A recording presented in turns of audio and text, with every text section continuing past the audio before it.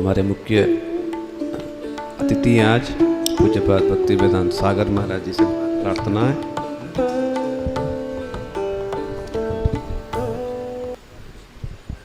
ओम अज्ञानतिमिरान्धस्य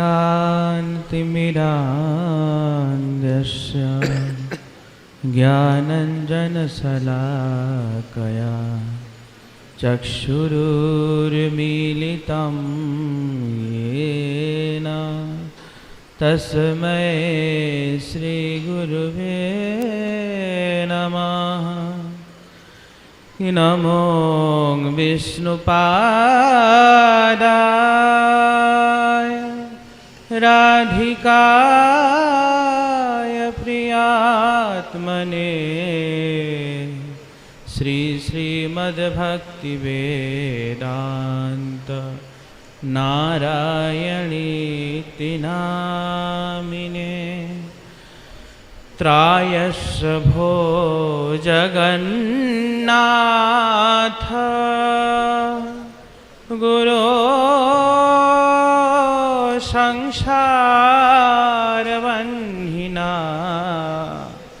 दग्धं मामकालदंष्ट्रं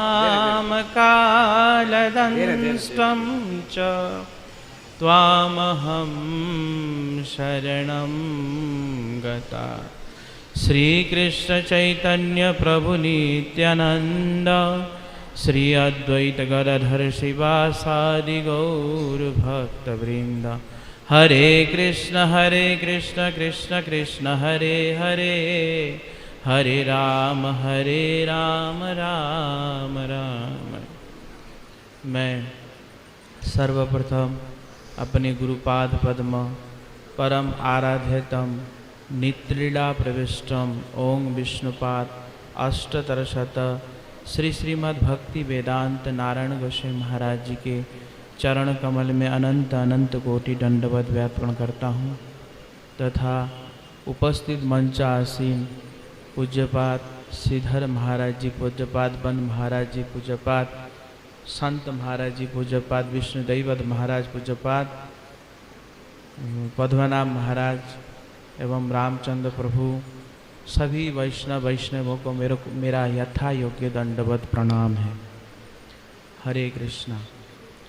वैसे मैं रूप गोस्वामी पाद के विषय में ज़्यादा जानता नहीं हूँ, पर फिर भी वैष्णवों का विशेष रूप से आदेश है तो इसलिए बोलने की चेष्टा करूँगा। रूप गोस्वामी पाद किस प्रकार भावों को व्यक्त कर रहे हैं, हाँ? कैसे भाव व्यक्त कर रहे हैं कि हा देवी काकू भर गद गदयाद्य वाचा याचे निपत्य भुवि दंडवद उद्भटारती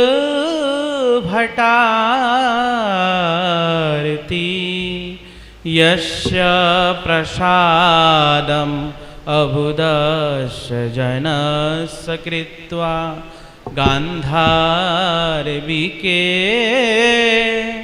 तब गणे गणानां विधेयी। रूप गोस्वामी पाद कह रहे हैं, क्या कह रहे हैं? हा देवी काकू भर गद गदयात्य वाच। हे देवी, मैं अपने आकुलता को व्यक्त कर रहा हूँ। आकुलता, विरहा आकुलता। कैसा विरहा आकुलता कि मैं बोल भी नहीं पा रहा हूँ। कैसे बोल रहा हूँ? बोलते गद गद याद्य वाचा याचे निपत्य भुवि दंडवत उद्भटारती। मैं आपके चरणों में दंडवत करके ऐसा प्रार्थना कर रहा हूँ। कैसा प्रार्थना कर रहा हूँ? कोई बात नहीं, हाँ? एकदम साष्टांग दंडवत प्रणाम करके उद्भटारती यस्य प्रसादम अबुदस्य जनस्य कृत्वा। हे देवी, आप कब अपना कृपा प्रसाद इस अज्ञ के ऊपर प्रदान करेंगे? ऐसा भावों को व्यक्त कर रहे हैं। हाँ? कब ऐसा मेरा दिन, कब ऐसा सौभाग्य होगा जब आप मेरे ऊपर ऐसा कृपा करेंगे, अपना कृपा प्रसाद वितरण करेंगे। हाँ, अबुधस्य जनस्य कृत्वा गांधार विके तब गणे गणानाम विदेही। कब आप अपने गणों में मुझे शामिल करेंगे, ये प्रार्थना कर रहे हैं। तो एक साधक के लिए इसी प्रकार भगवान से, राधा रानी से प्रार्थना करना चाहिए। हाँ, क्यों प्रार्थना करना चाहिए? इसलिए हमारे गुरुजी बार बार इस श्लोक को बोलते थे। हाँ, जब भी मंगलाचरण गुरुजी कहते थे तो इसी श्लोक को बोलते थे। मतलब ये गुरुजी के विशेष हृदय की भावना है। हाँ, गुरुजी क्या कहते हैं? तवई वास्मी तमई वास्मी न जीवामि त्वया बिना। हे देवी राधिके, मैं आपके बिना जीवन धारण करना मैं सोच भी नहीं सकता, ऐसा भाव। तो एक साधक के लिए हमेशा विरहा भाव ही होना चाहिए। पर विरहा भाव क्या हम लोगों के हृदय में आता है? नहीं आ पाता है। हाँ, हम लोग ज्ञान तो करते हैं, हाँ, तत्व ज्ञान की हम बड़ा उसमें घुसने की चेष्टा तो करते हैं। पर हमारे गुरुदेव कह रहे हैं एक जगह में कि हमको अलग से पढ़ाई भी नहीं करनी चाहिए। हाँ, तो उसमें माधव महाराज जी कह रहे थे कि हमको तत्व ज्ञान भी प्राप्त करने की आवश्यकता नहीं है। तो गुरुजी ने कहा नहीं, तत्व ज्ञान भी प्राप्त करने की आवश्यकता नहीं है। तो फिर क्या करना चाहिए? तो कह रहे केवल श्रवण करो। श्रवण करने से ही संपूर्ण तत्व ज्ञान हृदय में अपने आप प्रकाशित हो जाएगा। क्योंकि हम जब पढ़ते हैं तो उसमें कहीं ना कहीं अहंकार आ जाता है। क्या होता है? कहीं ना कहीं अहंकार आ जाता है। तो पठन को भक्ति कहा गया है कि श्रवण को भक्ति कहा गया है? वो उसमें नवदा भक्ति में श्रवण को भक्ति का अंग कहा गया है। तो स्वाध्याय कहते हैं, पर स्वाध्याय को भक्ति नहीं कहा जाता है, पर श्रवण को भक्ति कहा गया है।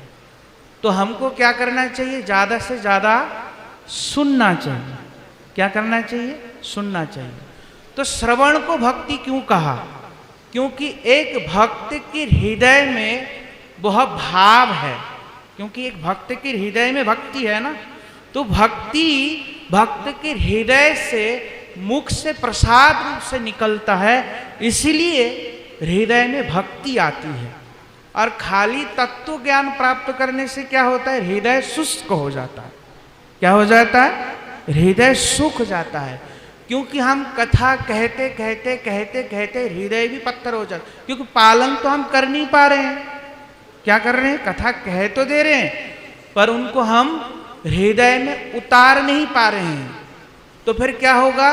हृदय ऐसे कहते कहते हृदय का ऐसा स्वभाव बन जाएगा कि हमारा आदत बन जाएगा कि कहना ही है पर अपनाना नहीं है। तो हम हृदय में उसको अपना नहीं पाएंगे। तो इसलिए क्या होगा? हृदय शुष्क हो जाएगा, उस हृदय में रस नहीं आ सकता। तो रस कैसे आएगा? जब महापुरुषों की सेवा करेंगे और उनके हृदय से विगलित महाप्रसाद रूपी जो कथा हम श्रवण करेंगे, तब हमारे हृदय में वास्तविक रस आएगा, और नहीं तो नहीं आएगा। और क्या होगा? हृदय शुष्क होकर के अहंकार आएगा। क्या आएगा? अहंकार आएगा। तो ज्ञान क्या है? ज्ञान है पुरुष, और भक्ति क्या है? स्त्री। तो ज्ञान प्राप्त करने से पुरुष को कौन आकर्षित करती है? स्त्री आकर्षित करती है। पुरुष को कौन आकर्षित करता है? स्त्री आकर्षित करती है। तो माया क्या है? माया है स्त्री। और खाली तत्व ज्ञान की हम लोग भरपूर प्रयास करने से क्या होगा? वो ज्ञान आएगा। और तो फिर हमको फिर कौन आकर्षित करेगी? माया आकर्षित करेगी। अच्छा, भक्ति होने से माया आकर्षित नहीं करती। हाँ, इसलिए गुरु महाराज जी कहते हैं कभी कभी कोई मूर्ख व्यक्ति भगवान की भक्ति को पा लेता है, पर ज्ञानी व्यक्ति नहीं पा पाता है। क्यों? क्योंकि मूर्खों के हृदय में ज्यादा संशय नहीं होता। संशय किसके हृदय में होता है? जो ज्यादा जानता है। रावण था ना, रावण को सबने समझाया, पर शिव जी रावण जी के गुरु हैं, रावण को शिव जी ने नहीं समझाया। क्यों नहीं समझाया? क्योंकि शिव जी जानते थे कि रावण कैसा व्यक्ति है, कैसे व्यक्तित्व की धनी है, ये शिव जी जानते थे। तो सबने कहा कि महाराज आप क्यों नहीं समझाते, चेला को मरवा रहे हो बिना मतलब में। चेला को मरवा दिया। अगर कोई देखा जाए इस संसार की दृष्टि से, तो चेला को गुरुजी ने मरवा दिया, जान से मरवा ही दिया, समझाया ही नहीं। हा? तो रावण को शिव जी ने नहीं समझाया। तो सबने कहा क्यों नहीं समझाया? तो शिव जी कहते हैं मैं रावण को अच्छे तरीके से जानता हूं, इसलिए मैं नहीं समझाता। पर हां, वही लोग समझाते हैं जो लोग नासमझ होता है। हाँ? तो इसलिए जो लोग नासमझ होते हैं, तो बोलते मैं क्यों नहीं समझाता। तो बोलते अच्छा आप क्यों नहीं समझाते ये तो बताइए। तो शंकर जी ने कहा ये जब जब मेरे को देखता है तब तब हंसता है, ये जब जब देखता है तब तब मेरे को देख के हंसता है। तो हंसने की मतलब क्या है? हंसने की मतलब है कि रावण ये दिखा रहा है कि देखो गुरुजी आपके तो यहाँ 5 सिर होगा, पर हमारा देखो 10-10 सिर लेके बैठे हैं। तो गुरुजी के पास हम जाते हैं 10 सिर लेकर के। हाँ? तो शरणागति का भाव लेके नहीं जाते हैं। क्या भाव लेके नहीं जाते? शरणागति का भाव लेके नहीं जाते। तो शरणागति का भाव लेके जाना चाहिए गुरुजी के पास। कैसे भाव होना चाहिए? कि त्रायस्व भो जगन्नाथ गुरो संसार वह्निना दग्धम माम कालदंष्टं च त्वामहं शरणं गता। गुरु जी के पास ये भाव लेके जाना चाहिए कि त्रायस्व भो जगन्नाथ, हे जगन्नाथ, क्योंकि हमारे लिए हमारा गुरु जी जगन्नाथ है। हा? इस जगत में हमारे लिए हमारा कोई नहीं है। कोई है? कोई नहीं है। तो त्रायस्व भो, हमको त्रायण करो।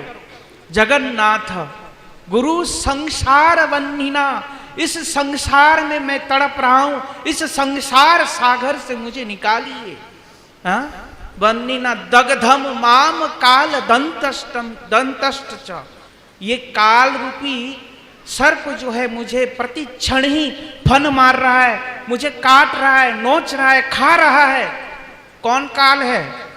ये काम, क्रोध, लोभ, मोह, माया, ये सब काल है जो हमको प्रति क्षण खा रहा है, नोच नोच के खा रहा है।